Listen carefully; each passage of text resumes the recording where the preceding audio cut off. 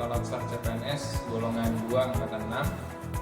Pertama-tama saya berterima kasih kepada para mentor dan coach, yaitu Bapak Dr. Adi Mawardi Mars selaku mentor, kemudian kepada Bapak Haji Sentot Supriyadi Esos MSI selaku coach, dan kepada penguji saya ucapkan juga terima kasih kepada Bapak Dr. Andes Haji Muhammad Natsir Nata SHMH. Ya, pada kesempatan kali ini saya akan melaporkan laporan aktualisasi saya yang berjudul Optimalisasi Edukasi tentang Etika Batuk pada Pasien dan Keluarga di Ruang Rawat Inap Wings Bay, lantai 4 RSUD Siti Fatimah. 5 kegiatan pemecahan core isu yang terpilih. Yang pertama, melakukan persiapan rancangan aktualisasi. Melakukan persiapan materi edukasi etika batuk. Membuat media edukasi tentang etika batuk.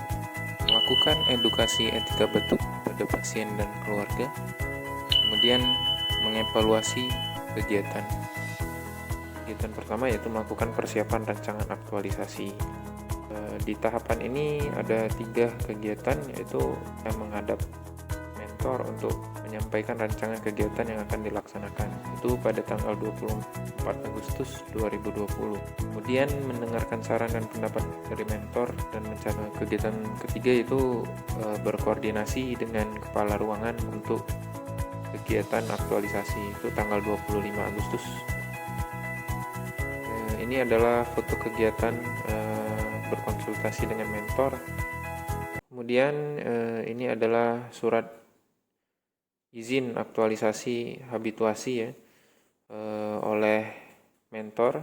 Di sini Bapak Dr. Adi Mawardi Mars.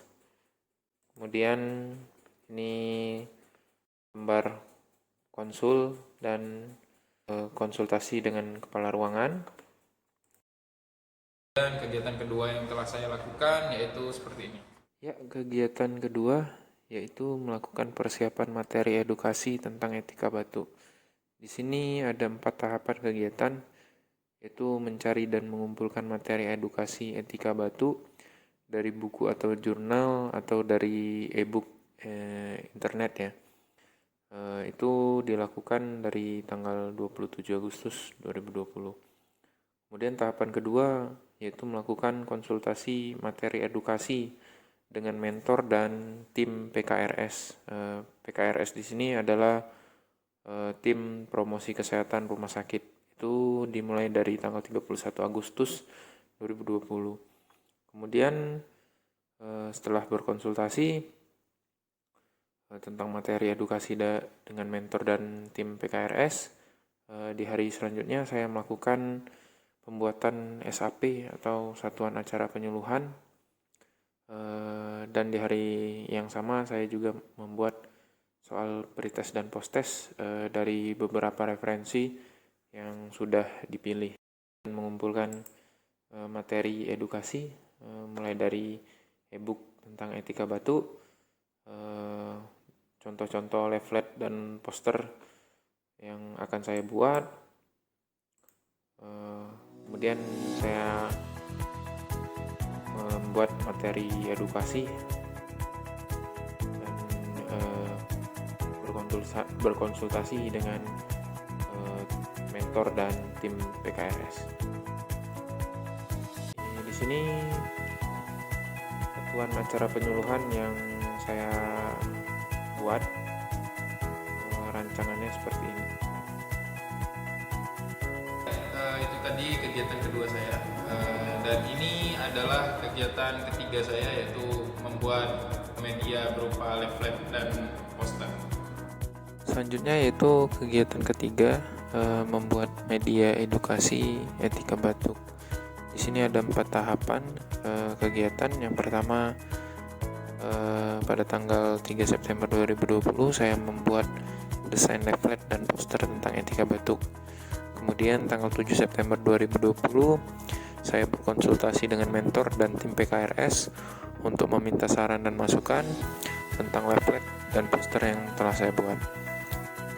Setelah disetujui oleh mereka, tanggal 8 saya mencetak leaflet dan poster serta mencetak soal pretest dan posttest yang akan dilakukan pada kegiatan keempat. Di sini foto atau gambaran saya sedang membuat desain leaflet. Saya diberikan masukan untuk membuat poster dan leaflet semenarik mungkin dan mudah dipahami oleh masyarakat. Kegiatan keempat yaitu berupa penyuluhan tentang etika batu. Kita masuk di tahap keempat. Kegiatan keempat yaitu melakukan edukasi tentang etika batuk. Di sini terdapat 3 tahapan. Yang pertama yaitu meminta izin kepada penanggung jawab ruangan rawat inap untuk melakukan edukasi. Yang dimaksud di sini yaitu kepala ruangan atau karu. Itu saya lakukan pada tanggal 10 September 2020. Kemudian saya menyiapkan tempat dan media edukasi, yaitu medianya yaitu leaflet pada tanggal 11 September 2020. Kemudian saya melakukan atau melaksanakan kegiatan edukasi pada beberapa pasien dan keluarga pasien itu terhitung sejak tanggal 14 September sampai 16 September 2020. Setelah kita melihat beberapa kegiatan, ini adalah kegiatan terakhir yaitu kegiatan evaluasi. Dari penghujung semua kegiatan, disinilah kegiatan yang terakhirnya, yaitu seperti ini.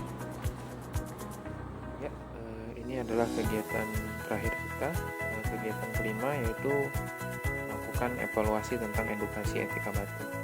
Di sini ada 2 tahapan kegiatan. Yang pertama, meminta pasien atau keluarga untuk mengulangi kembali etika batuk, kemudian melakukan pengisian form posttest tentang pemahaman edukasi etika batuk